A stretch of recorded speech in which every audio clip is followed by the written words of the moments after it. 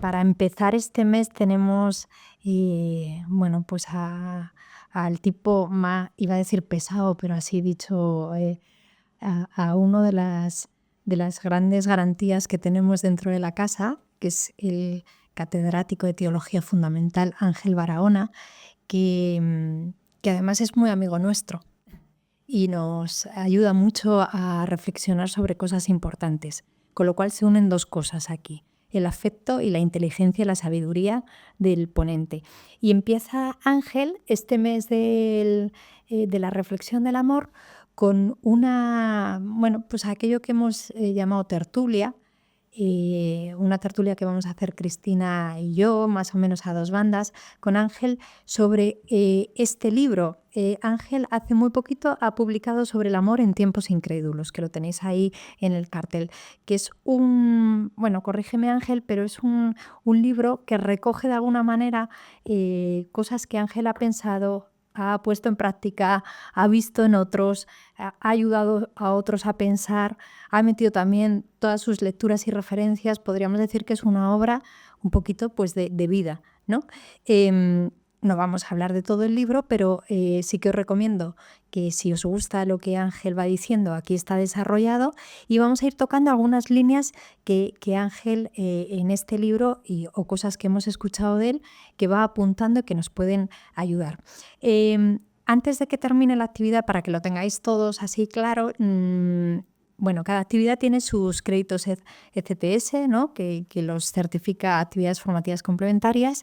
Pero si vais a 3 actividades de este mes, 3 porque os interesan 3 actividades distintas, y queréis hacer con esas 3 actividades un mini ensayo, sintetizando un poco, ¿no?, aquellas cosas que hayáis aprendido en las 3 de distintas áreas, que eso es ser universitario, escuchar cosas distintas y saberlas sintetizar hacia un mismo canal. Si queréis hacer eso, tendríais un 0,2 extra, que certificaría el Instituto Newman con actividades formativas complementarias. 3 actividades certificadas, su asistencia más el ensayo, ¿vale? Y tendréis ese 0,2. Eso está en la web nuestra y también en el Canvas de actividades formativas complementarias. Para lo que nos espera ahora, tenemos como 1 hora y media por delante, en el que Ángel Barahona, ya os he dicho, catedrático, profesor de Humanidades de la Casa, hasta hace muy poquito el director de Formación Humanística, y nos va a ayudar a reflexionar sobre este tema. Y Cristina Cañete, que estudió comunicación, ¿no? Bueno, fijaos todo lo que sabe Cristina. Y además trabaja en el Instituto John Henry Newman y además lleva un tiempo, por distintas razones, profundizando y reflexionando y trabajando también la reflexión sobre el amor.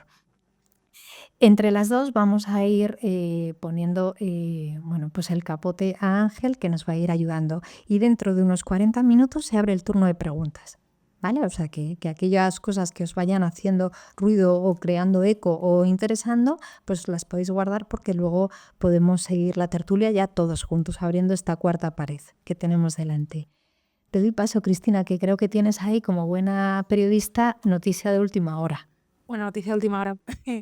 Ayer justo hablábamos sobre cómo empezar introduciendo el mes del amor. Vamos a hacer una definición teórica, cómo lo definimos, qué es el amor, qué no es el amor, qué dicen X filósofos, y en verdad lo que todos queremos es amar y ser amados, más allá del conocimiento, sino qué nos está pidiendo nuestro corazón. Y llegábamos a la conclusión de que hay que partir de la experiencia concreta, que nos habla de la trascendencia sobre qué es el amor, por qué somos heridos, por qué hay riesgo ahí. Y justo precisamente ayer se publicaba en el periódico El País, en la sección de opinión, una carta a la directora que habla precisamente sobre todas estas inquietudes que entre nosotros hemos compartido, pero que seguramente que si luego nos vamos a tomar un café, a tomar una caña, también sale puesto sobre la mesa. Así que, Ángel, te lo voy a leer y en base a eso arrancamos, si te parece. Últimamente me he sentido vacío, como si fuera mía la culpa de que la sociedad me obligue a tener pareja. Si no cumples las expectativas, te dicen que al menos puedes tener un rollete. Hoy, el amor es tan superficial que no importa que haya sentimientos de por medio. Lo único relevante es la satisfacción personal. Muchos están juntos y se ponen los cuernos. Hay que ser más conscientes para estar con alguien por amor y no por necesidad o capricho. Ángel, en estos tiempos incrédulos, que a veces es más complicado creer en el amor que creer en Dios, todo lo que buscamos en el amor es saciar ese vacío, esos parches emocionales.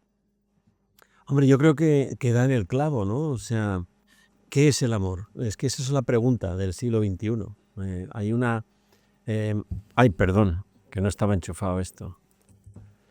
Hay una desafección de ese concepto muy importante, ¿no? Y además es que, como decía Rocío, habiendo leído cantidad de cosas que se han escrito sobre eso de muy buenos filósofos y muy reconocidos internacionalmente, todos coinciden en que el amor ha sido devaluado, que necesita una redefinición, porque lo que ha quedado de lo que pensábamos que era el amor, si es que alguna vez se ha pensado que era el amor, algo más allá del romanticismo, ha quedado diluido en sexo, en afectividad, en amor a uno mismo, que eso habría que definirlo, y hemos perdido un poquito la esencia de lo que sería lo que entenderíamos de forma esencial por amor. Desde Byung-Chul Han en La agonía del Eros, Fabrice Hadjadji en La profundidad de los sexos, Mentira romántica y verdad novelesca de Girard, Pascal Brigner, ¿no? El desorden amoroso. Ese libro no lo he leído, pero ya está ahí a punto de empezar a leerlo. ¿Qué he recogido yo en la génesis del deseo? Porque ya hay gente que empieza a hablar de que hay que identificar deseo y amor y no separarlos, como si no tuvieran dimensiones distintas, ¿no? Pues todos estos coinciden en un poquito lo que quiero decir en el libro por amor, ¿no? Y es que en el fondo no podemos escapar de ir al encuentro del otro simplemente porque tenemos un parche, una necesidad de un parche emocional o afectivo, como tú has dicho, que no logra superar el narcisismo. Es decir, ¿qué buscas en el otro? ¿Una compañía para tu soledad? ¿Qué buscas en el otro? ¿Un espejo que te diga aquello que todavía es rescatable o digno de ser amado de ti? Y cuidado que utilizo el verbo amar, pero yo me gustaría que entendieseis siempre que lo utilizo de momento, ¿no? Tendrá que ver con el deseo, con el reconocimiento, la necesidad de ser reconocido por otro.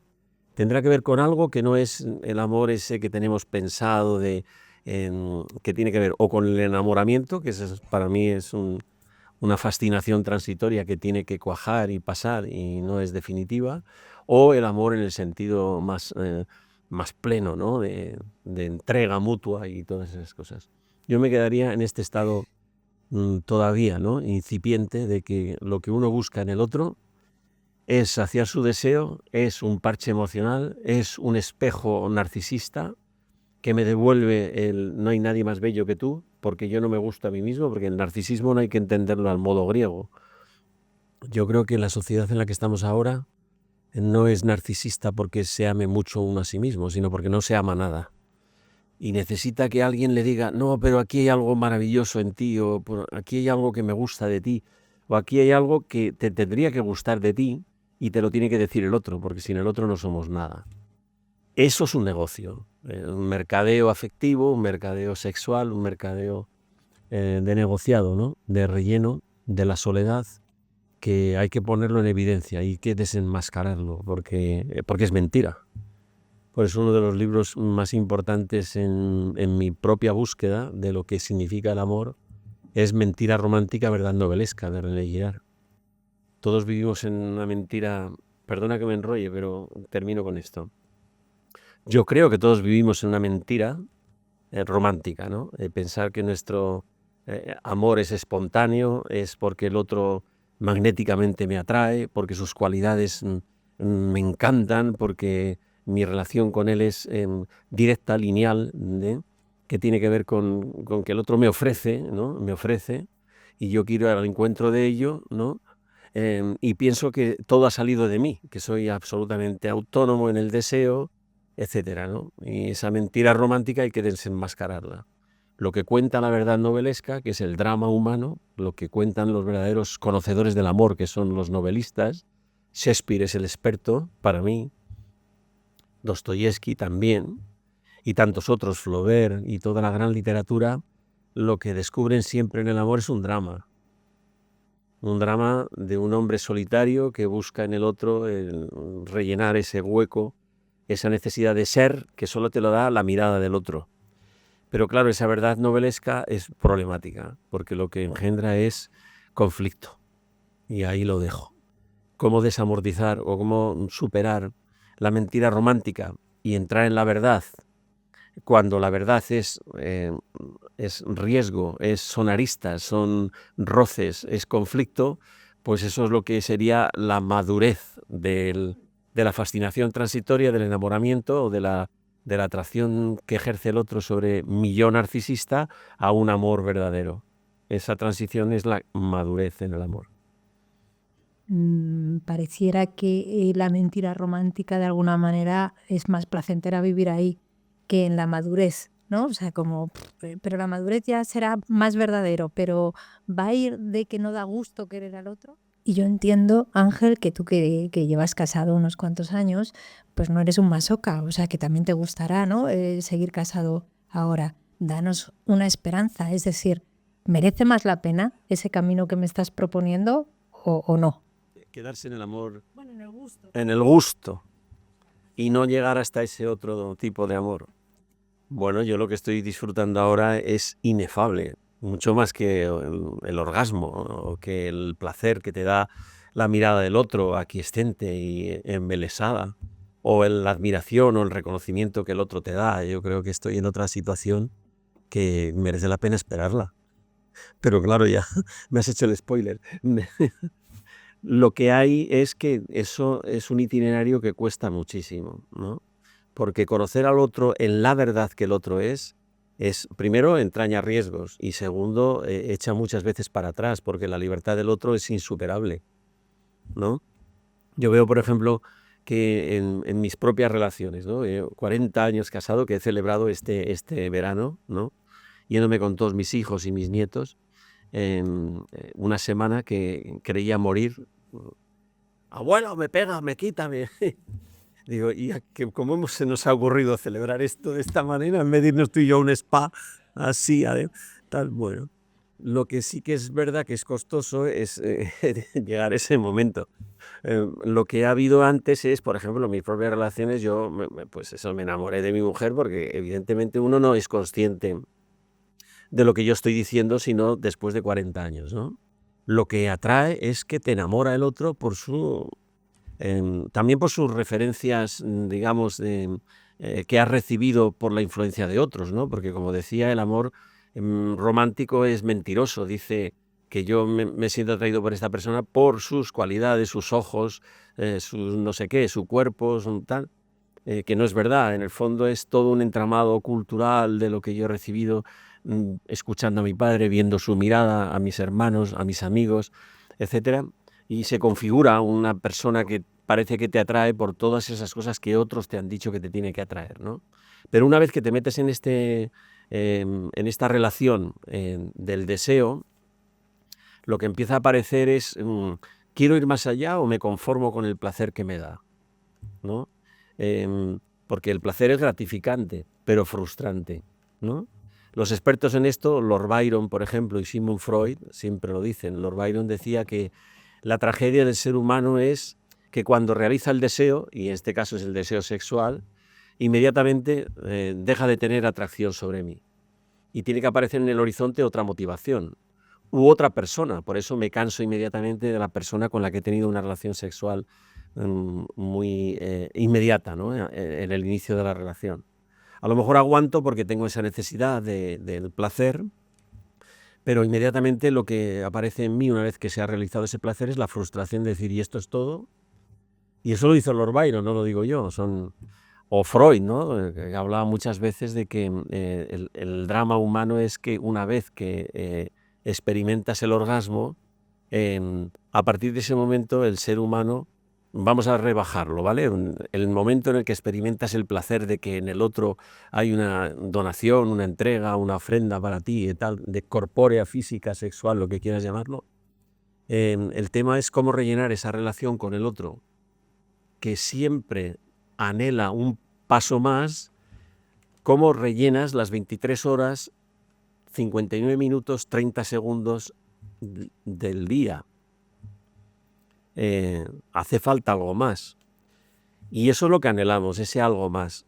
Porque el amor, como bien define toda la filosofía, desde Aristóteles hasta Benedicto XVI, hablan, y hasta el mundo cultural judío, de que el amor tiene una fase erótica necesaria, la filía, una fase de amistad absolutamente necesaria. Yo soy el mejor amigo de mi mujer y ella es mi mejor amiga.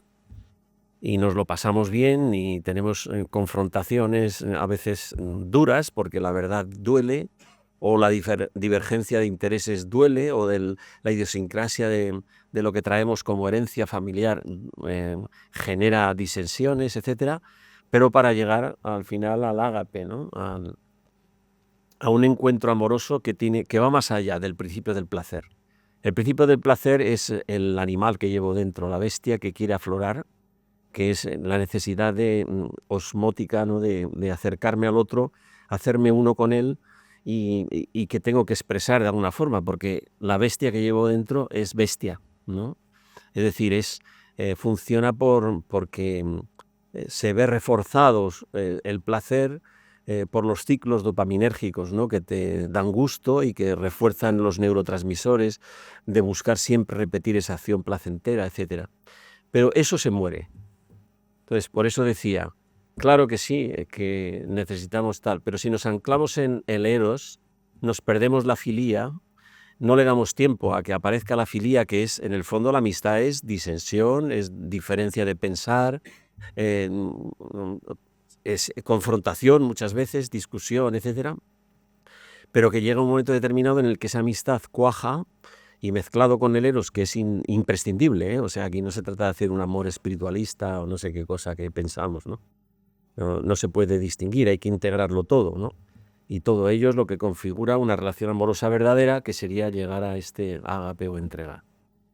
¿Por qué no te quedas en la primera parte? ¿O por qué hay unos que se quedan en la primera parte? Pues porque piensan que no existe la otra, ¿no? O que intuyen que la otra es sufrimiento.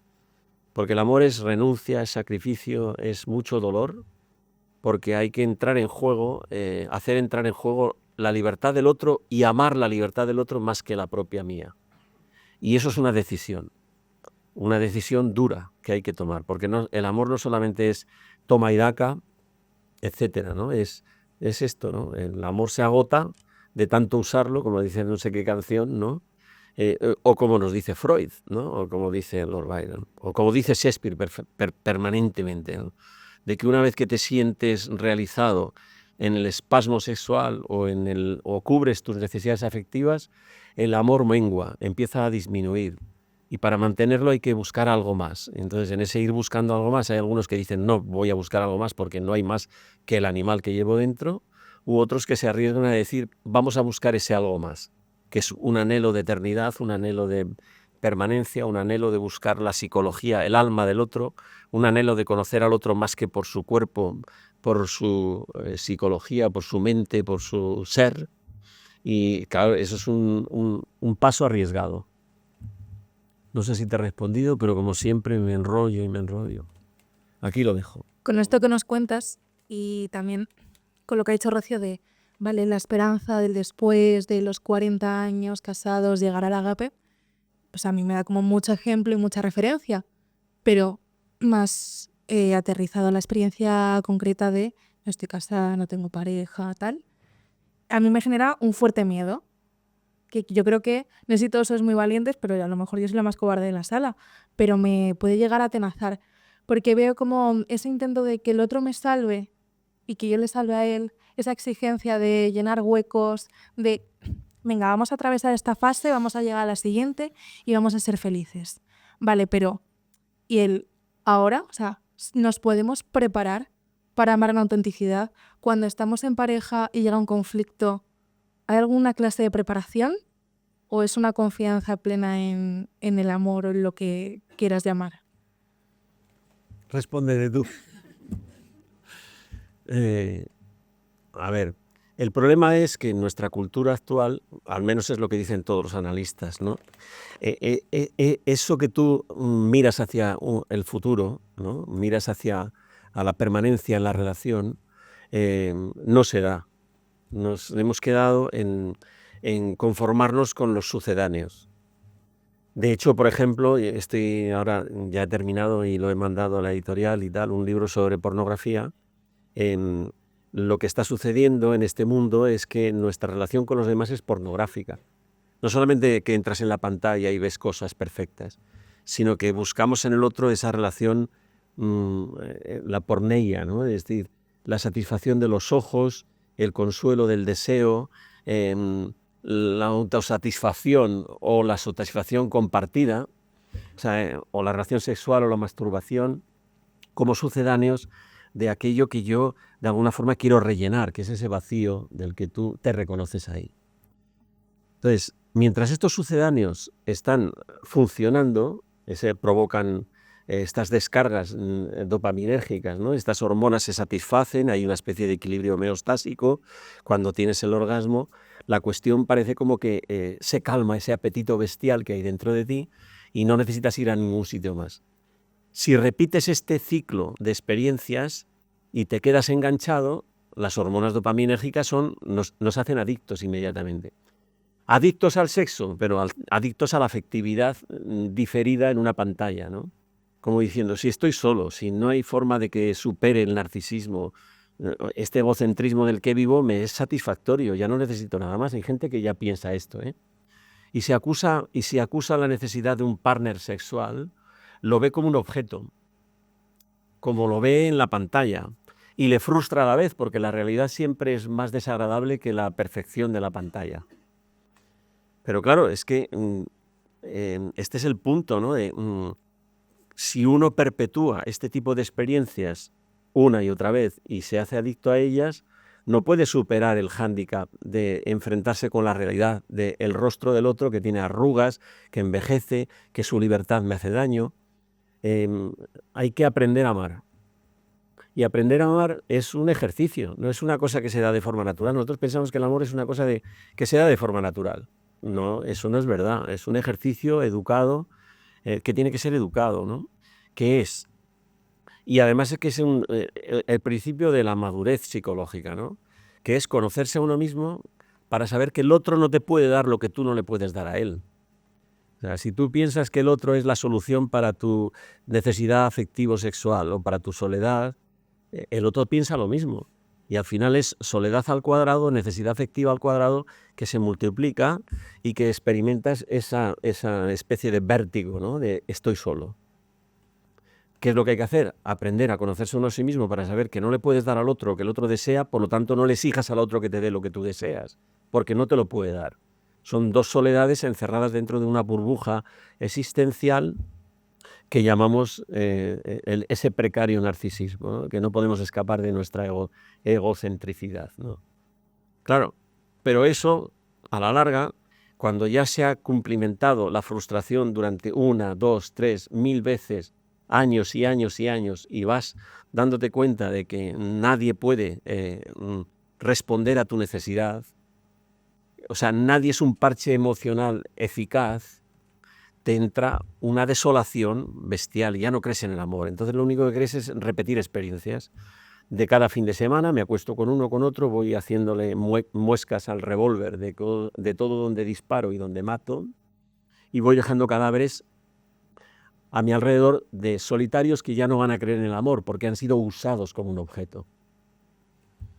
Entonces, ¿qué hay que hacer para poder superar este obstáculo tremendo, ¿no? Educar en el amor, que es que lo que yo anhelo es ser querido como yo soy, sin que se me quiera cambiar, en mi libertad, aceptado tal cual soy. Pero tengo que empezar yo. No puedo pensar, nosotros todos tenemos mal de madre, ¿no? Y como la madre nos ha querido gratuitamente y siempre se nos ha entregado sin condiciones, pensamos que en el otro, en el partner afectivo sexual, lo que tiene que suceder es esa mezcla de madre, amante, etcétera, ¿no?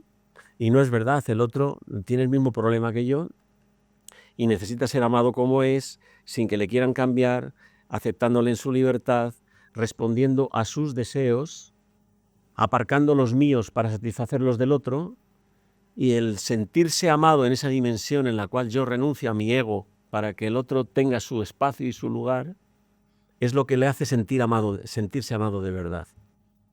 Si yo, entrando en esta lógica de la donación o del amor, entiendo que el otro en su libertad puede no ser recíproco, puede no devolverme aquello que yo creo que yo estoy dándole para que comprenda cómo la amo en su libertad y en sus defectos y en sus manías. Si yo no tengo que esperar a cambio reciprocidad, ese es el amor gratuito. Si espero reciprocidad, y aquí es donde viene el punto, ¿no? Vale, yo me doy, entonces tú date también, ¿no? Estoy intentando establecer un mercadeo, un negocio que al final manifiesta su falsedad y me deja insatisfecho.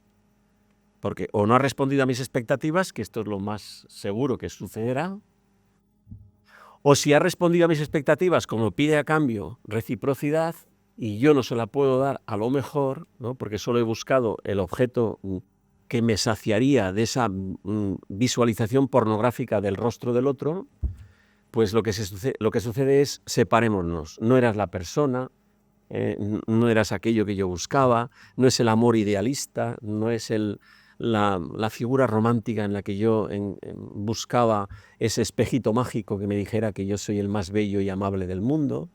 No eres, buscaré en otro, ¿no? Y esa es la frustración del ser humano, que por mucho que busque en otro, se va a encontrar siempre con lo mismo. Y el que se va a encontrar siempre con lo mismo, pues al final la decepción es tan grande que se encierra en su soledad.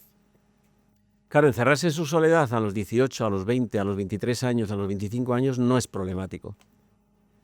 Pero cuando te encierras en tu soledad a los 40 y a los 50 y la expectativa es que cada vez eres menos atractivo, ofreces menos y el otro también se siente que ofrece menos, al final lo que está sucediendo, ¿no?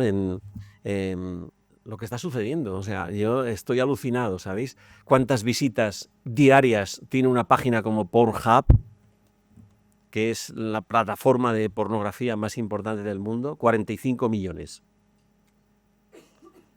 Soledad, inmadurez, adultos que no buscan más que saciar un espasmo orgásmico sexual, incapacidad de relación con la verdad del otro, incapacidad de arriesgarse a sufrir, incapacidad de tener una relación donde decidamos ajustar nuestras aristas y limarlas, porque eso sucede, ¿no? Mi mujer es absolutamente diferente a mí, no te lo puedes ni imaginar.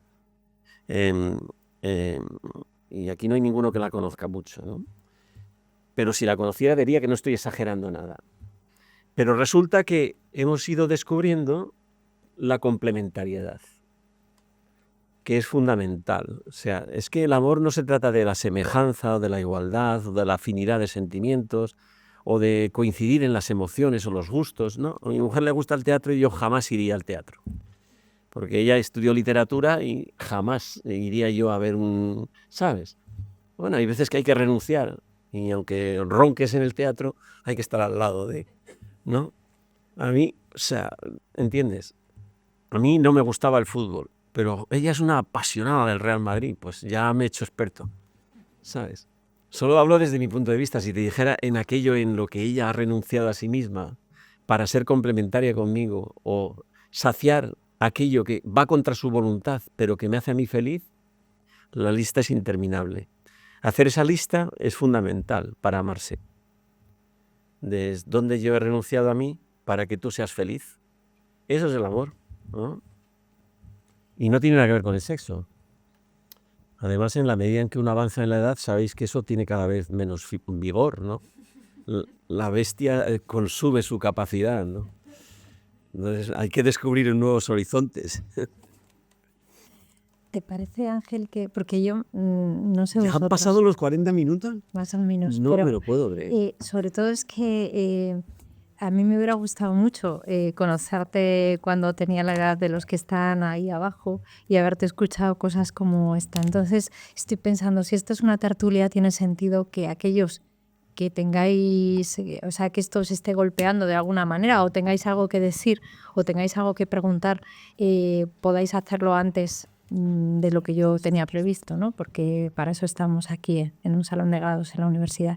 Entonces, si alguien, no perdáis tiempo, que luego se nos pasa el tiempo, si alguien tiene pregunta o comentario o contradicción, ¿no? Con lo que dice Ángel y queréis decirlo, levantad la mano y adelante. Yo mientras os estáis pensando, o sea, lo siguiente es vosotros, esto que estabas diciendo, pensaba hacia yo, ¿no? Cada uno nos pasa, cuando escuchamos a otro, uno va haciendo memoria de lo suyo. No solamente es inevitable, sino que es buenísimo que suceda así. Y yo iba haciendo memoria y esa lista iba haciéndola y pensaba, claro, y esto es lo que quiero que me digas si es así. No es una renuncia que te lleva a un lugar mucho peor. O sea, que ir al teatro sin gustarte con la persona que amas esconde una cosa buena. No solamente es que uno diga, jo, he amado bien, que eso sería otra medalla también, sí. ¿no? Sino que es qué bien me lo he pasado en el teatro ese día descubriendo una cosa nueva que yo no esperaba descubrir. Bueno, no. Absolutamente Vale. de acuerdo. O sea, me encanta el fútbol ahora y soy capaz de soportar Mufasa y ¿sabes? O sea, que...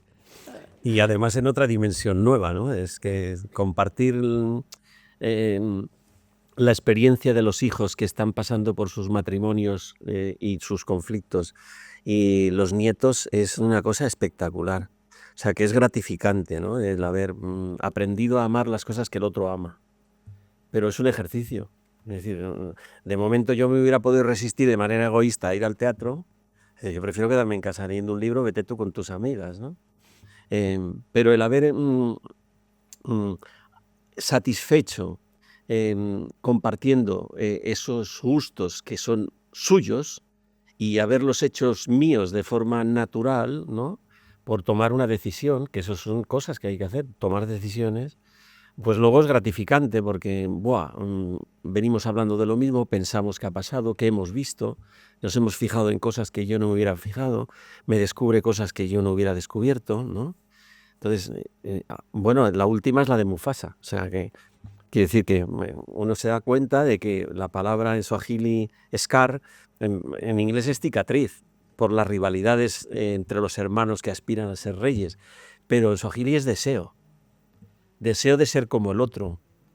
Es una cosa interesantísima. Entonces, le da una de vueltas a este tema porque no os podéis imaginar, toda la historia de la humanidad está marcada por ese deseo de ser como el otro y lleno de mitos en los que entre lo erótico y la rivalidad se cierne todo el drama humano de la mitología y de la literatura.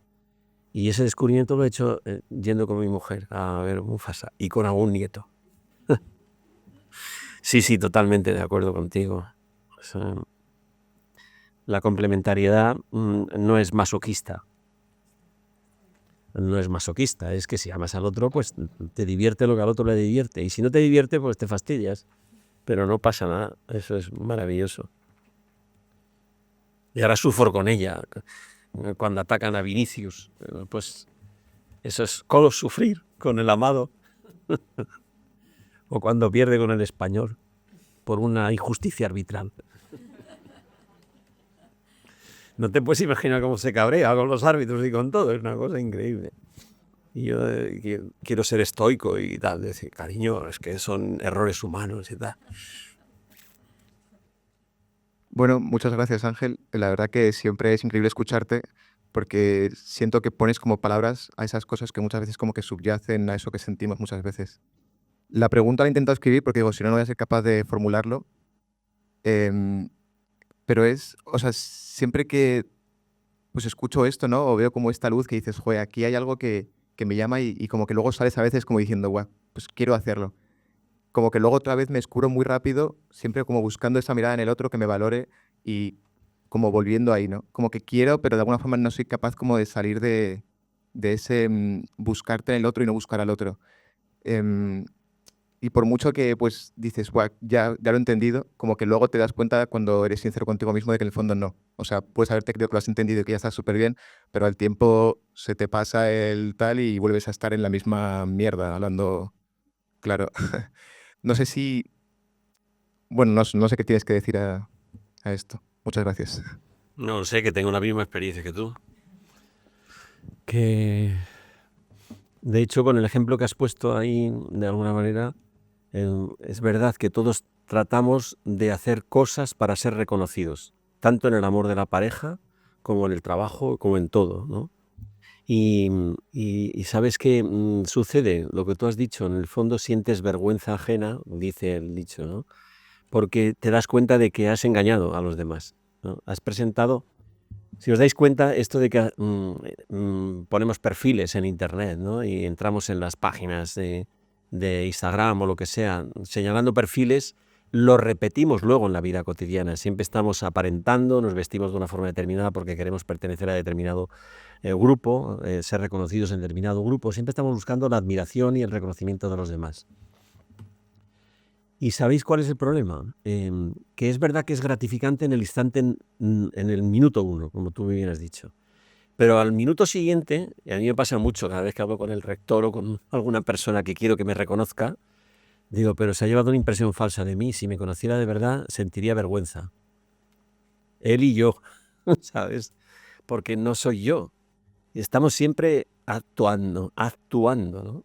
Estamos siempre en un escenario teatral. Calderón de la Barca decía, uno va a ver el teatro, sus propias miserias, y a dialogar con ellas, en el protagonista o en el personaje. Por eso nos gustan determinadas series, determinadas películas, determinados actores.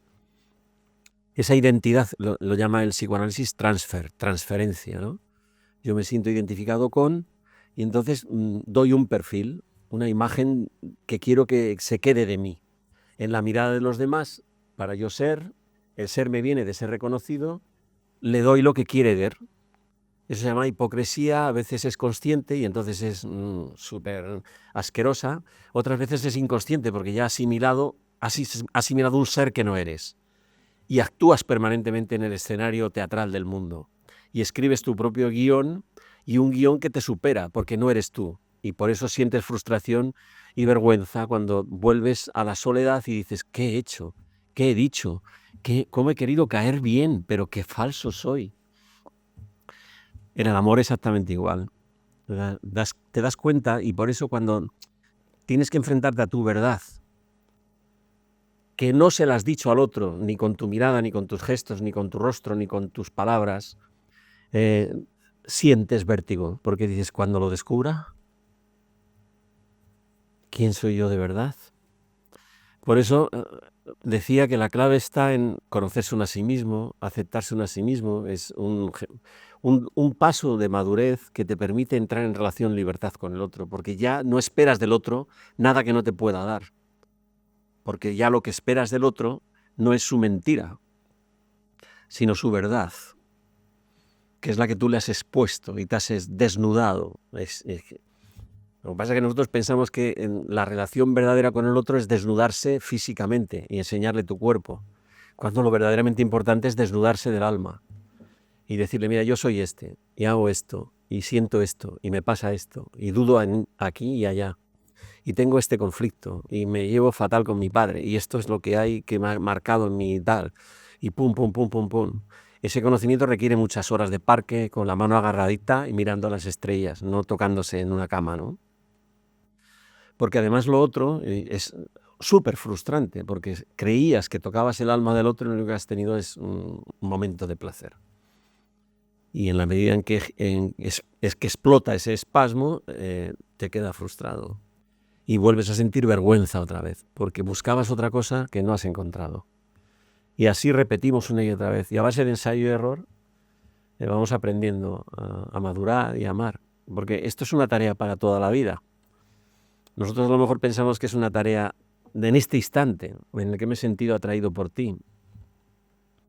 Esto no es más que la gracia de ese instante que te hace ponerte en camino para vivir el amor en la forma verdadera, que tiene muchos baches y muchas aristas.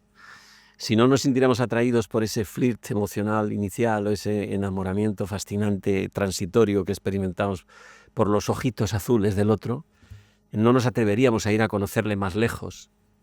Por lo tanto, estamos bien hechos. La atracción sexual es muy potente y muy buena y maravillosa e imprescindible, el eros. Pero si el eros no camina hacia la filía, hacia la amistad y hacia otra forma de amor, es vergonzante, es un sufrimiento atroz, porque es insatisfactorio. Y antropológicamente el ser humano y esto sí que lo puedo decir yo como antropólogo, ¿no? Si lo pudiera definir con una sola palabra que es el ser humano, es un saco roto. Un saco roto significa que ya le puedes echar de todo. Premios, reconocimientos, títulos catedráticos, orgasmos, montones de relaciones una detrás de otra, admiración de unos y de otros, aplausos aquí y allá, no te satisface absolutamente nada. Estás vacío siempre. Por una boca del saco entra y por otro sale. Como los niños, le das un juguete y a los 2 minutos se ha cansado de él. Los Reyes Magos alucinan y al día siguiente no le hacen ni puñetero caso a los juguetes. Y los otros son juguetes para nosotros. Juguetes para nuestro egocentrismo narcisista. O superamos el narcisismo o estamos muertos, porque nos perdemos lo mejor del amor, que es la complementariedad, que es el hacerse una sola carne, el entablar una relación con el otro donde el otro eres tú y donde el otro toma primariedad, se hace antes que tú. Y romper con eso que hemos heredado del cariño excesivo de nuestras madres desde el psicoanálisis neuróticas y esperar que el otro no te tiene por qué amar así es fundamental para madurar en el amor. Has mencionado que hay que amar al otro como es, y es verdad que yo tengo la creencia de que mi pareja como que tiene que tener unos valores parecidos a los míos o sea, no digo igual, pero una forma de ver la vida también similar, porque como que considero que si voy a formar un proyecto de vida con esa otra persona, como que no lo veo viable si no se dan como ciertas condiciones. Entonces sí que tengo la creencia como que hay que ser un poco selectivo, ¿no? Y quería saber qué opinabas de eso. Totalmente de acuerdo. 2 cosas te voy a decir, 2 cosas. La afinidad es absolutamente necesaria. Tienes que tener algo en común. La atracción física tiene que estar de suyo, ¿no? Y presupuesta, porque no te puedes enamorar de lo que no te atrae. Pero todo eso es el diseño de que estás bien hecho, ¿no? Y que buscar la afinidad no es absolutamente malo, sino buenísimo. Luego encontrarás la diferencia, la disensión, y empezarán los roces, porque nada que es afín a primera vista lo es después, cuando realmente conoces al otro en su esencia, ¿no? Primera cosa. Pero la segunda, y esta es un tema interesantísimo, en lo que nos vuelve súper magnéticos, súper atractivos, súper deseables, en la primera fase del amor hay que ser deseable, es ser obstáculo los unos para los otros, resistencia. Tiene que haber algo en lo cual tú encuentres resistencia, ¿no? Para sentirte todavía más atraído por aquello que no es afín a ti, pero puede serlo. Y pongo un ejemplo que podría decir, es mi propia experiencia, pero la voy a poner en otro para disimular un poquito. Pero es que nos la ha contado él, ¿no? Cuando un señor que escribe libros sobre el amor maravillosos, la mística del sexo, la profundidad de los sexos, ¿no? Que ha estado en esta universidad, es un filósofo francés muy conocido, nos contaba que él, educado en el maoísmo de izquierda radical, porque sus padres eran ateos, maoístas, de mayo del 68, él fue educado por padres de mayo del 68, libertad sexual, haz el amor y no la guerra, sé libre con tu cuerpo y tu sexualidad, etcétera. Ni le bautizaron ni nada. Este hombre estaba acostumbrado a que su belleza natural, según dice mi mujer, es muy guapo, era súper atractivo en sí mismo, ¿no? Porque además muy inteligente, habla muy bien, etcétera, etcétera. Y acostumbrado a ir con cualquier gacela a disfrutar de ella, ¿no?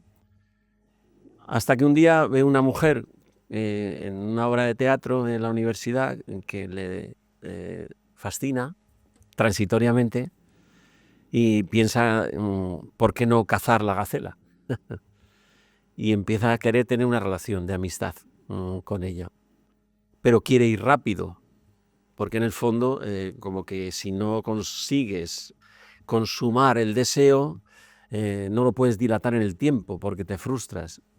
Pero claramente ella le dijo, mira, yo soy católica, entonces si quieres que esta amistad perdure o que vaya a algún sitio, a mí no me vas a tocar.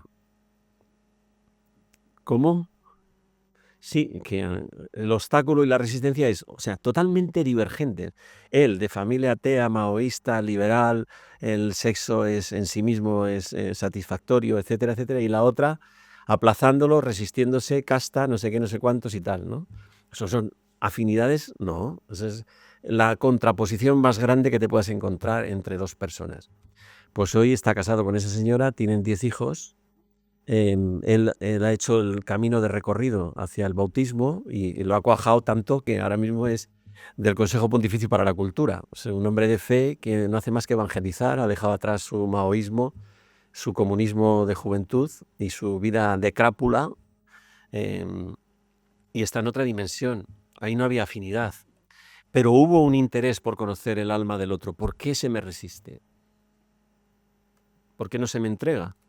Y te puedo decir que esto es así, o sea, nosotros pensamos que para sujetar al otro, para agarrarlo, para hacerlo nuestro, para poseerlo, para meterlo dentro de nuestra burbuja narcisista, lo que tenemos que hacer es entregarnos sexualmente.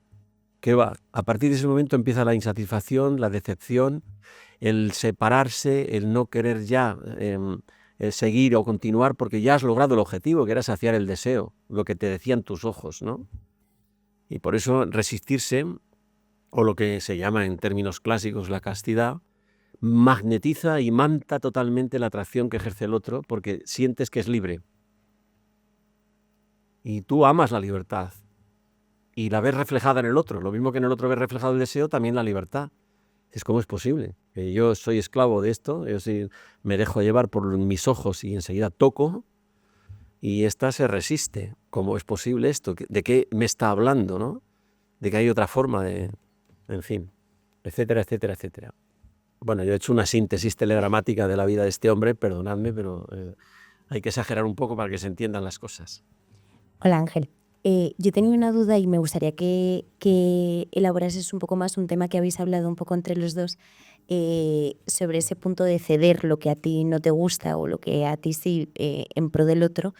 Y me llama mucho la atención cómo esto muchas veces puede llevar a mucho resentimiento y a decir yo he cedido esto o he cedido tanto por ti y tú en cambio no has cedido tanto. Me da un poco sensación, yo que en relación de pareja no tengo tanta experiencia como vosotros evidentemente, pero por ejemplo de hermanos con esta sensación de cuando te daban una Coca-Cola y la tenías que repartir entre los dos y medías como a ras para que estuviese exactamente igual.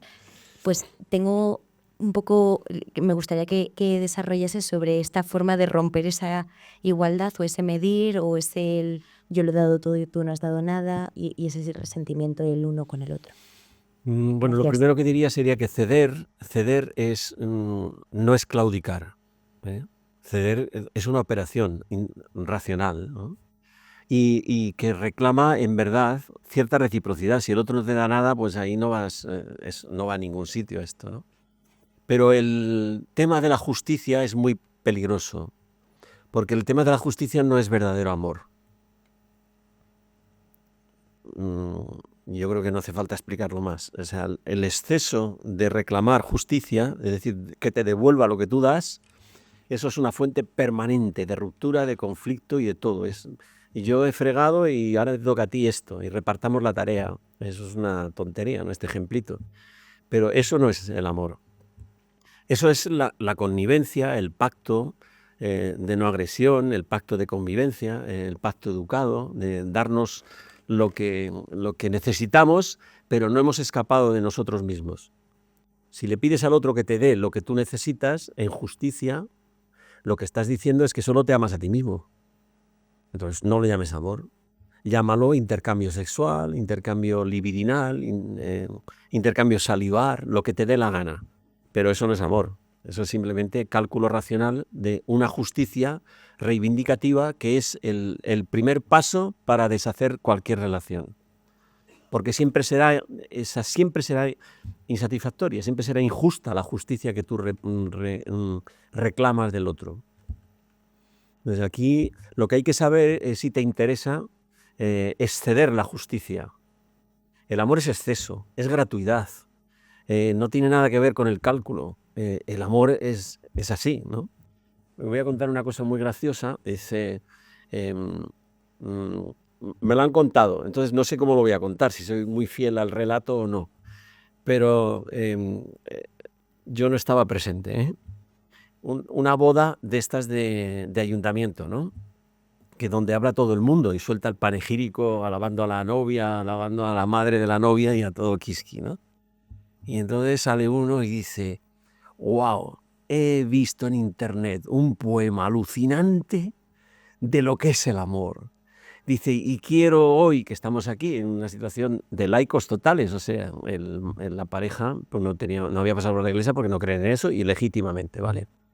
Y entonces dice, el amor no se jacta, no se engríe, no es vanidoso, busca siempre el bien del otro. El amor es generoso, es gratuidad, el amor. Dice, qué preciosidad. Primera de Corintios 13. Es el himno a la caridad de San Pablo, dice, porque el amor es Dios. O sea, todo el mundo anhela esa forma de amor excesiva, que supera la justicia, que es la gratuidad, que no se jacta, que no se engríe, que busca el bien del otro. Todo el mundo quiere ese amor. Lo que pasa es que ¿cuál es la condición para ese amor? Y por eso, aun cuando ceder no sea claudicar, muchas veces implica claudicar, para que tú seas feliz. Lo que pasa es que eso se da en un contexto determinado, del cual tampoco hace falta incluirlo, ¿no? Pero queda ahí. Escuchándote me surgía una duda que es mía. Y tú hablabas de conocer, o sea, que verdaderamente lo que más deseamos es tocar el alma del otro, ¿no? Pero a veces pienso que aquí también se puede dar bueno, no sé, como ruido, como confusión, como incomodidad, porque a veces en ese deseo de tocar el alma del otro acogotamos al otro y violamos el interior del otro y uno dice para que hay un lugar que es solo mío, ni siquiera es mío, no sé quién es, pero aquí no te metas, ¿no? Y uno lo hace porque desea mucho conocer al otro. ¿Esto cómo o sea, cómo podemos vivir esto? Con libertad. A mí, la palabra que más usaba mi mujer cuando yo pretendía y ella se resistía, era, qué pesado. Basta ya, qué pesado. Y yo ahí indagando, investigando, ¿no? Estoy hablando de conocer el alma, ¿eh? Que a mí me pasó lo mismo, sí. Que el otro también, qué pesado. A ver, claro, os voy a poner un ejemplito, ¿no? Dos ejemplitos, a ver que no se me olvide ninguno de los dos. Uno es el que en psicología se llama sur placer, ¿no? Que no significa por debajo del placer, ni por encima, sino que es reemplazar o dar relevo, ¿no? En el lenguaje ciclista, sabéis que cuando uno se escapa del pelotón y tira, siempre suele citar a otro para que le ayude a tirar del carro, ¿no? Y entonces van relevándose. Uno rompe el aire y al romper la resistencia del aire, el otro aprovecha el rebufo y con menos esfuerzo pedalea. Cuando el otro está agotado, el otro le tiene que dar el relevo para tirar él y que el otro aproveche el rebufo y tal, esto y lo otro. Pues un poco pasa esto en el amor. Yo me acuerdo que, y esto sí que es personal, porque no lo puedo transferir a otra relación de pareja, que yo desde el primer momento babeaba, ¿no? Yo la vi y me quedé fascinado transitoriamente por mi mujer. Y entonces, pero claro, ella estaba en ese momento pues en otra historia, ¿no? Ella vivía en Madrid, yo vivía en Valencia, ella estaba saliendo con un chico, yo no tenía a nadie que me mirase siquiera. En fin, un desastre, mi vida afectiva. Entonces, claro, ella decía, bueno, este ha declarado su amor, pero el príncipe azul no llega. No es el príncipe azul, este no es. Entonces, pero y además lo tengo seguro, porque como babea, cada vez que me ve, me habla de literatura. Yo me empecé a enamorar de la literatura y del fútbol por ella, ¿sabes? para mostrarle mis intenciones, mis cartas boca arriba. Pero claro, muestra las cartas boca arriba y el otro las aprovecha. Dice, pues eso está seguro, no me interesa. A lo mejor hay otra cosa mejor que me pierdo si a este le digo que sí. Tuve que fracasar muchas veces en el intento, años y años de amistad sin llegar a nada, ¿no? Entonces, si placer es el que no da relevos, claro, no da relevos porque sabe que el otro lo tiene asegurado. Y por lo tanto el otro es un esclavo y no es libre, y como no ama la libertad, se pierde el hecho de que tú puedas entrar en el reemplazo, ¿no? El romper tú el aire y compartirlo. Y entonces, claro, ella se veía forzada por mí porque yo había declarado mis intenciones. Bueno, pues yo estuve 9 años declarando mis intenciones y ni puñetero caso. Y hasta que ella no fracasó en los príncipes azules que iban pasando, por amistad, ¿no? Porque ella también es como la otra, la de que se resistía a todo, ¿no? Pero quería conocer, hasta que no entendió que había una afinidad, como decías tú, que no tenía con los otros, que era que compartíamos una misma forma de fe, ¿no? No me dio la oportunidad. Pero yo invadía su libertad permanentemente. Y eso, fijaros, si es peligroso, que es, y esta es la otra parte, ¿no? ¿Por qué creéis que hay tanta crimen de género? Uno se obsesiona, quiere invadir al otro porque le quiere poseer, quiere convertirle inmediatamente en esclavo, en alguien que me dé lo que le estoy demandando. Y si no me lo da y mira a otro, despierta en mí los celos, y los celos, si habéis leído Otelo y habéis sabido algo de Shakespeare, sabéis que son criminales. No puedes resistir que tú, ídolo, adore a otro ídolo que no seas tú envuelta. El querer que te adore a ti como ídolo es entrar en la intimidad, intentar invadirle, intentar poseerle, intentar no respetar su libertad. Eso no es el amor, eso es una necesidad. Y el amor no es necesidad, o es gratuidad y libertad o no es amor. Entonces, cuando es necesidad, hay que cortar con ello, ¿eh? Porque si no cortas con ello, ¿qué es lo que sucede? Pues lo que estamos diciendo, ¿no? Crimen de género, violencia psicológica, pesadez insoportable, violación de la intimidad y del alma del otro, y es agotador. Y al otro eso le molesta, no solo le molesta, sino que le da asco. Entonces, si babeas, das asco, porque te tiene ahí asegurado, ¿no? Y por lo tanto puede jugar a otra cosa, ¿no? Pero claro, si tú te obsesionas con eso, la obsesión en psicología está muy clara, la obsesión es enfermiza. Es invasiva, es intolerante, no respeta la libertad, no ama realmente. He visto a tantos de vosotros, alumnos míos, llorar y sufrir por no poder desapegarse de una relación con una persona que han descubierto que no es, pero que ya están comprometidos desde el punto de vista sexual o psicológico. Tremendo. Así conozco, ¿eh? Y que vienen y me lo cuentan, que ese es el origen de este libro. Tremendo. Porque si pierdes la libertad y la gratuidad, has perdido todo lo que estabas esperando de una relación amorosa. ¿Te he respondido? Bueno, y luego lo del sí placer, tenedlo en cuenta, o sea, sed astutos, no babeéis. Dice que hay un adagio hindú que dice que el dinero le llueve al que lo desprecia. Pues en el amor Shakespeare nos dice lo mismo. Que el amor le viene, la atracción que ejerce sobre los demás viene. ¿Cuál es el donjuanismo, que es uno de los emblemas del erotismo amoroso? Es esto.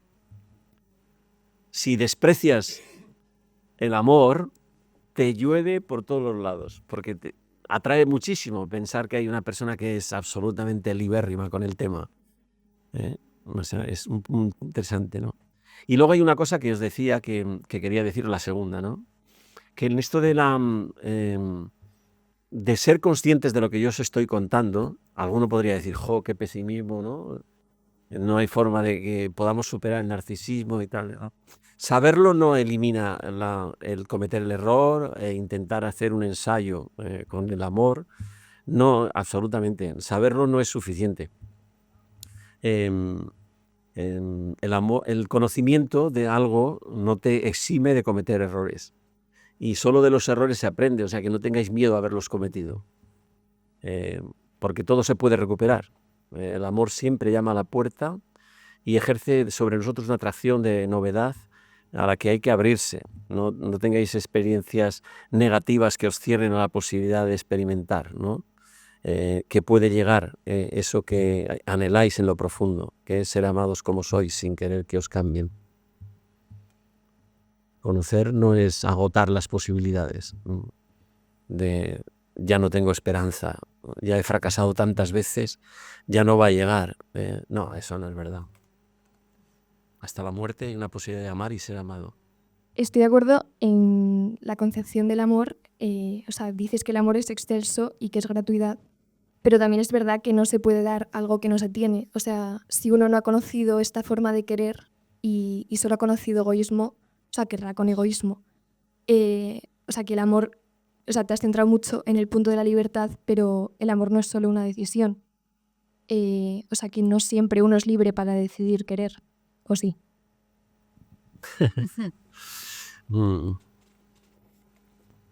A ver, ciertamente el impacto que ejerce sobre ti, la atracción espontánea del otro está ahí, eso es la naturaleza humana. Pero querer seguir adelante en el conocer al otro sí que es una decisión, ¿no? Es verdad que es una decisión que tiene que ser libre, porque si es una necesidad, abórtala antes de que siga para adelante, ¿no? Desear es querer, creer que lo que conoces es la verdad. Pero al deseo hay que ponerle entre comillas, porque es engañoso. Hay que saber qué es lo que dirige tu deseo. Si es un cubrir tu soledad, si es un cubrir tu necesidad de amistad, si es un cubrir la necesidad de no estar solo, si es incluir en tu necesidad fisiológica el espasmo sexual, hay que discernir qué es el deseo, ¿no? Yo no le pondría mucho problema a eso porque solo aprendemos mediante el ensayo y error. Lo único que hay que procurar es que el error no sea irreversible. ¿Me entiendes? Pero siempre hay que arriesgar. Y en ese sentido, arriesgar a conocer al otro es el itinerario del amor. ¿Hasta qué punto estoy dispuesta a asumir riesgos sabiendo que puede ser hiriente, frustrante, que el amor abre muchas heridas? Pues eso es lo que tienes que pensar, ¿no? Y el amor es una reflexión racional, ¿no? Aun cuando tenga ese dato emocional del que hablamos, al final tiene que ser una decisión racional, ¿no? Y una reflexión, racional, ¿no? Entonces, yo no tengo ninguna fórmula ni recetas para eso. Es una tensión que tienes que aprender por ti mismo. Si alguien te dice que tiene la receta y te dice cómo tienen que ser las cosas, no es mi intención. Yo en el fondo no he hablado más que de mi experiencia con vosotros escuchándoos y con la mía propia y escuchando a mis hijos que están todos casados y con muchos niños. Y siempre es lo mismo. Somos muy simples, más que el mecanismo de un botijo. Entonces, cualquier complejidad y cualquier finura en el análisis que hagamos, pues será para regodearnos, ¿no? en la complejidad del ser humano, pero al final somos más simples que el mecanismo de un botijo, y el amor igual. Desear no es ratificación de que eso sea verdadero. Hay un concepto de un filósofo francés, René Girard, que se llama la méconnaissance, que es que pensamos que lo que deseamos es verdadero y reforzamos que creemos que es verdadero porque lo deseamos y cometemos un gran error, porque la verdad no es lo que tú deseas.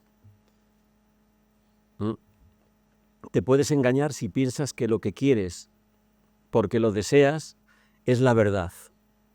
Cuando te quieres dar cuenta, a lo mejor es demasiado tarde y tendrías que reconocer que no es la verdad lo que estabas buscando, sino lo que tú querías que fuera la verdad. Y eso se llama méconnaissance. Aquí hay una francesa que sabe muy bien cómo traducirlo. No es misrecognition, es una cosa parecida, desconocimiento tampoco, ignorancia tampoco, es otra cosa. Es lo sé que no es verdadero el amor que creo que tengo por esta persona, pero no lo quiero reconocer porque quiero seguir adelante con esta experiencia. Eso es un error. Si inmediatamente entiendes que eso que deseas tiene flecos que no son verdaderos, o sea, que lo buscas por otra cosa, por necesidad sexual, por soledad o por lo que sea, acláratelo pronto, porque por más que refuerces querer desear, eso no lo convierte en verdad. ¿Sabes? Entonces la méconnaissance es, lo sé que eso no es la verdad, pero no lo quiero reconocer porque quiero seguir adelante porque me siento solo. Ah, pues error. Antes habías dicho que el hombre es como, bueno, el hombre es un saco roto porque nunca se va a sentir saciado del todo. Entonces me preguntaba si la forma realmente para sentirse saciado es ver en el otro cómo Dios te ama, porque solo Dios puede saciar por completo tu corazón, ¿verdad? O sea, si la clave para sentirse saciado es eso, ver en el otro cómo Dios te ama. No, saciado no. Saciado, no podemos espiritualizar este tipo de amor. Yo necesito relación sexual con mi mujer. Y afectiva y tocar. Tocar es fundamental, es uno de los grandes sentidos que generan felicidad en el ser humano. Si lo espiritualizas estás perdido. Pero sí hay una cosa, y vuelvo a poner otra metáfora que a mí me encanta. O sea, ¿qué son los vasos comunicantes? ¿Sabéis lo que son los vasos comunicantes o los pozos artesanos? ¿Habéis oído hablar de eso? ¿Sabéis cómo funcionan los acueductos romanos? El agua tiene que estar a este nivel para que descienda y siga la corriente hasta que llega a la fuente 100 metros de declinación más baja. Porque si el agua va hacia arriba, como no la impulses con un motor, no sube. Al amor le pasa lo mismo. El amor que tú puedes dar a otro gratuitamente es porque se desborde, porque lo has recibido gratuitamente. Y entonces tú pones un vaso comunicante más abajo de otro, más abajo de otro, más abajo de otro, y si este rebosa y lo vas llenando, lo vas llenando, lo vas llenando, el que está al lado se llena, se llena, se llena, se llena, se llena. Esos son los vasos comunicantes. Y ahí es donde viene esta hipótesis de lo divino, ¿no? ¿Cómo es posible amar a tu mujer cuando es tu enemigo? Y eso es una realidad, ¿eh? Que tu mujer a veces es tu enemigo. Porque no te da todo lo que tú anhelas como Dios que crees que eres y no es tu esclava, entonces es tu enemigo. Te dice la verdad, a mí me corrige continuamente. Yo he aprendido a saber que si me corrige es porque me ama, no porque me quiera cambiar o porque me odie, que eso me ha costado. Porque cuando te dicen la verdad no la soportas, te hiere. ¿Por qué he aprendido a dejarme amar así y a aprender a amar así? Porque antes tenía una relación vertical y ahí desvelo mis cartas, ¿no? O sea, yo creo en este amor eterno y para siempre, porque así es como Dios he sentido que me ama a mí, perdonándome mis devaneos, mis pecados, mis debilidades, mis manías, los cadáveres que he dejado en el camino en mi vida, afectivos, sexuales, emocionales, amistosos, profesionales y de todo. Entonces, si yo me he sentido amado y perdonado como soy, de esta manera vertical, ha llenado mi vaso y me amo a mí mismo, he aprendido a aceptarme como soy, que me ha costado muchísimo, Como os decía al principio, todos somos unos narcisistas, pero no porque nos amemos mucho, sino porque no nos gustamos nada. Y buscamos ese rincón del espejo que me diga, pero aquí sí te puedes gustar, pero aquí sí te puedes seducir a alguien, pero aquí sí que puedes ser atractivo.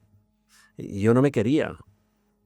Cuando me he sentido aceptado como soy, en mi debilidad, y no desarrollando un aparato falso de virtudes, cuando me he sentido amado en mis flaquezas, en mi debilidad, en mis puntos hirientes para otros, en mi egoísmo, y me he sentido amado gratuitamente, de repente dices, ¿y yo qué puedo juzgar o exigir a este si es igual que yo?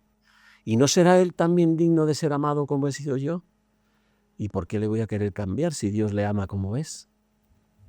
O le quiero como es, o no vale para nada que siga intentándolo, porque es lo que Dios ha hecho conmigo. Entonces se llama operación vertical para lo horizontal. O sea, vasos comunicantes. Ciertamente. Gracias por la pregunta, Carolina. No pensaba yo hablar de esto para no desvelar mi secreto, pero... Has dicho varias veces que estamos bien hechos y al mismo tiempo dices que no podemos fiarnos a veces de nuestro deseo, ni de nuestro sentir, ni de nuestra persona, ¿no? O sea, ¿cómo se casa eso? Decía Bernanos, Dice que nosotros pensamos que, o sea, el ateísmo vulgar lo que dice es Dios no existe porque existe el sufrimiento, ¿no? Ese es el argumento sofístico de Nietzsche, ¿no? ¿Cómo puede ser decir que es omnipotente y no haber hecho un mundo mejor donde no hubiera sufrimiento? Y si no es omnipotente, entonces es un malvado, porque ha creado un mundo donde el dolor y el sufrimiento es horrible. Decía Bernanos, no, en lo que escandaliza al ser humano no es el sufrimiento, es la libertad. Entonces, ¿está bien hecho? Claro que sí. Lo que pasa es que la libertad entraña riesgos. Porque lo que está bien hecho es que me ha hecho a su imagen y semejanza, que significa con logos, razón y palabra, y libertad. Dos condiciones que no tienen los animales. Los animales están troquelados instintivamente y desarrollan su instinto y copulan en época de celo y después se desinteresan de la leona y cazan la gacela. Hay un troquelado instintivo, no tienen libertad, no tienen comunicación, sí, pero no palabra. Para discutir, ¿no? Y se pelean, sí, pero no para poder reconciliarse, porque está en su instinto esa forma de vivir. Pero yo tengo libertad, logos, razón y palabra para deshacer el plan de Dios y mandar a la porra a Dios. Iba a decir otra palabra más soez, pero por si se está grabando mejor no la digo. Hacerle un corte de mangas a Dios, ¿no? No dejarlo ahí. Claro, eso es mi grandeza, mi dignidad, que soy libre como Él es libre. Y por lo tanto con la libertad puedo hacer daño. Y ser un asesino, y matar niños, y ser un nazi, y ser un fascista, y pirao, que odia a la mujer, o al débil, o al no ario, o al que no piensa como yo. Claro, soy... Decía Bernanos que lo que escandaliza al ser humano de que Dios exista es que lo ha hecho libre. Pues es lo que hay que asumir y aceptarlo, que somos todos libres y que podemos hacernos mucho daño. Pero el Génesis también dice, el Midrash, que es un género literario judío muy interesante, cuando le intenta explicar a los niños el misterio de la libertad que hace tanto daño, dice, pero no os preocupéis, ¿qué creó Dios antes de crear el mundo?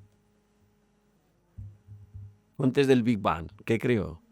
Y los niños piensan, dicen, barruntan hipótesis, porque es la educación judía, es hacer preguntas y respuestas y el rabino las reconduce, ¿no? Hasta que alguien da con la verdad, perdón, con la respuesta adecuada, y si no la da, pues el rabino dice, la teshuvah, que significa en hebreo, la capacidad de retorno, de volver otra vez al paraíso. El paraíso es la comunión, la no sospecha del otro, la confianza de Dios y del otro. Poder retornar significa que existe la posibilidad de pedirse perdón. Y después de haber metido la pata, pedir perdón y reconciliarse es el paraíso. Las cosas que más nos han hecho crecer a nosotros como matrimonio han sido las veces que nos hemos tenido que pedir perdón. Porque hemos hecho daño. Y cuando hemos discutido delante de nuestros hijos y nos hemos desmadrado un poquito en la palabrería excesiva, etcétera, etcétera, pues delante de ellos nos hemos pedido perdón y no se ha roto nada. Se ha reforzado la relación porque es libre, me ha dicho la verdad que yo no quería oír, me ha corregido, y si me he sentido humillado es mi problema con mi orgullo, porque eso me ha hecho bien y le he hecho un bien a mis hijos. Ellos no piensan en ningún momento en la ruptura, ¿no?, matrimonial cuando tienen una desavenencia o una discusión, porque saben que todo se reconstruye, porque hay capacidad de retorno. Y por eso no hay que tener miedo a una relación para siempre, porque lo que hay que hacer es saber humildemente reconocer que en tu libertad has hecho daño al otro y que puedes pedir perdón. Por eso, ¿qué ha creado Dios antes del universo? La teshuvah, la capacidad de retorno. Hemos sido expulsados del paraíso en un acto de libertad, un acto del deseo. Y a Michel Augurlian, que es un psiquiatra muy reconocido en Francia, ha escrito un libro que se llama La Genèse du Désir, ¿no? ¿He pronunciado bien? La Genèse du Désir. Que habla de esto, ¿no? De que el deseo de ser como Dios es lo que hace al hombre sospechar del otro hombre. Y por eso ese cuentecito de relato oriental que parece de las 1001 noches tiene una sabiduría tan profunda. Lo que pasa es que nosotros, por los estereotipos del cientificismo pseudocientífico que utilizamos siempre, decimos, Adán y Eva, qué chorrada, ¿no? ¿No habrán estudiado estos a Darwin? No, yo sí que lo he estudiado y me he leído El origen de las especies, cosa que no ha hecho mucha gente. Eso es un relato de sabiduría oriental, contado para siempre, para que lo pueda entender el hombre antes de Cristo y después de Cristo y cuando vayamos a conquistar Marte con Elon Musk. Y es que somos así, que deseamos ser como Dios y le sustituimos como hace Nietzsche. Pero la sustitución de Dios por Nietzsche, mira dónde acaba, loco, 10 años de su vida solo. Y el único que le iba a ver y que le compraba sus libros para hacerle creer que se vendían y que le visitaba en el psiquiátrico, Overbeck, un católico. Todos los demás amigos le abandonaron. Porque sustituyó a Dios y se hizo Dios a sí mismo. Firmaba como Dionisos los 10 últimos años de su vida. O sea, la encarnación de un Dios. Ese es nuestro problema. La libertad nos hace sustituir a Dios, pero después de sustituir a Dios, viendo que teniendo que ser dioses tenemos que construir el guión de nuestra vida, cuando fracasamos, como el guión lo hemos escrito nosotros, ¿a quién le echamos la culpa? Volvemos otra vez a ser creyentes, porque le echamos la culpa siempre a Dios de todo. Pero en el fondo, la méconnaissance, sabemos que no es Dios el culpable si yo no creo en Él, sino el otro. Que me ha robado el ser, que se me ha anticipado, que no me da lo que yo quiero. Y a eso le llamamos Eva, o serpiente, o el relato simbólico, Adán para ella para Adán. Pero lo adámico es lo humano, y el relato va mucho más allá de querer ser un hecho histórico, científico, probatorio de no sé qué cosa. No, yo creo en la evolución. Pero creo que es de una sabiduría tan alucinante que habría que abrir esa carpeta otra vez. Pues muchísimas gracias, Ángel, en nombre de todos, por este regalo de, como has dicho, que muchas veces la vida consiste en aprender a amar y que ninguno sabemos nada, no tenemos soluciones mágicas, pero al menos estamos aquí preguntándonos y compartiéndonos. Y también meto un poquillo de cuña publicitaria de que al final en el mes del amor acabamos de tener una probadita muy grande, pero es el inicio de muchas sesiones que vamos a tener para todo esto y para mucho más, con también personas maestros que nos incitan a que sí que existe una esperanza para amar, incluso en tiempos como estos. Entonces la semana que viene tenemos el Café Newman, que creo que todos habéis conocido alguna vez un Café Newman, el miércoles a las 3 de la tarde en el aula magna, precisamente para preguntarnos si podemos entrenarnos para amar o estamos mal hechos y que no, que es una mentira y que no vamos a sobrevivir a este intento. Así que muchísimas gracias a todos por venir y os esperamos en otras ocasiones.